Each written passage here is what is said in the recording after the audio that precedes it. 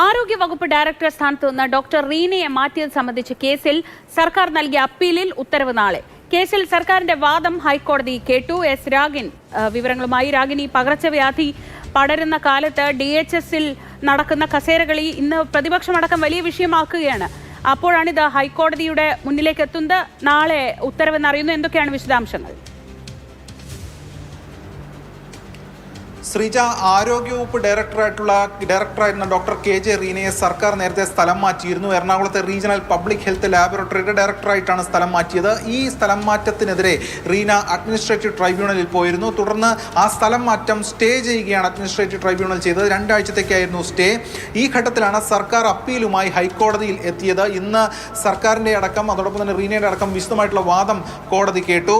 അതിൽ പ്രധാനമായും സർക്കാർ മുന്നോട്ട് വെച്ചത് ഇതിൽ നിയമവിരുദ്ധമായിട്ടുള്ള ഒന്നും തന്നെ എല്ലാം നിയമാനുസരണമാണ് നടന്നിട്ടുള്ളത്. സ്വാഭാവിക നടപടിയാണ് ഈ സ്ഥലം മാറ്റം. മാത്രമല്ല, നേരത്തെ റീനയെ ഡെപ്യൂട്ടേഷൻ എന്ന നിലയിലായിരുന്നു അവിടെ ഡയറക്ടറായി ഉണ്ടായിരുന്നത്. അതിൻ്റെ എക്സ്റ്റൻഷൻ കാലാവധിയും ഫെബ്രുവരിയിൽ പൂർത്തിയായി. അതുകൊണ്ട് അത്തരത്തിലുള്ള ഒരു തരത്തിലുള്ള നിയമവിരുദ്ധമായിട്ടുള്ള കാര്യങ്ങളില്ല എന്നതാണ് സർക്കാർ അവിടെ ബോധിപ്പിച്ചത്. ഇതോടൊപ്പം പോസ്റ്റ് അപ്ഗ്രേഡ് ചെയ്തിട്ടാണ് പുതിയ സ്ഥലം മാറ്റം, അതായത് കൊച്ചിയിലേക്ക്, പ്രത്യേകിച്ചും ഈ റീജിയണൽ ഹെൽത്ത് ലാബറട്ടറിയിലേക്ക് മാറ്റിയിട്ടുള്ളത് എന്ന കാര്യവും അറിയിച്ചു.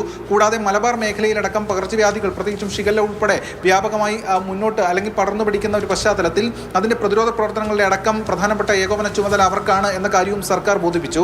കൂടാതെ അവരുടെ വീട് തൃശ്ശൂരാണ്. അതുകൊണ്ട് തന്നെ ഇപ്പോൾ ഉള്ള സ്ഥലം മാറ്റം അത് ഒരു ഗ്രിവിൻസസ് അതിൽ ഉന്നയിക്കാൻ കഴിയില്ല. തിരുവനന്തപുരത്ത് നിന്ന് കൊച്ചിയിലേക്കാണ് ഇപ്പോൾ അവരുടെ സ്ഥലം മാറ്റം വന്നിരിക്കുന്നത് എന്ന കാര്യവും സർക്കാർ കോടതിയെ ബോധിപ്പിച്ചു. എന്നാൽ നിയമവിരുദ്ധമായിട്ടാണ് ഈ സ്ഥലം മാറ്റം എന്നതാണ് റീനയുടെ പ്രധാനപ്പെട്ട വാദം. മാത്രമല്ല, ജോയിന്റ് ഡയറക്ടറാണ് ഇത് സംബന്ധിച്ചുള്ള കാര്യത്തിൽ ഉത്തരവ് ഇറക്കിയിരിക്കുന്നത്. അഡീഷണൽ ഡയറക്ടറായിരുന്നു ചെയ്യേണ്ടിയിരുന്നത്. അപ്പോൾ ചട്ടപ്രകാരമല്ല തുടങ്ങിയ വാദഗതികളടക്കം കോടതിയിൽ മുന്നോട്ട് വെച്ചു.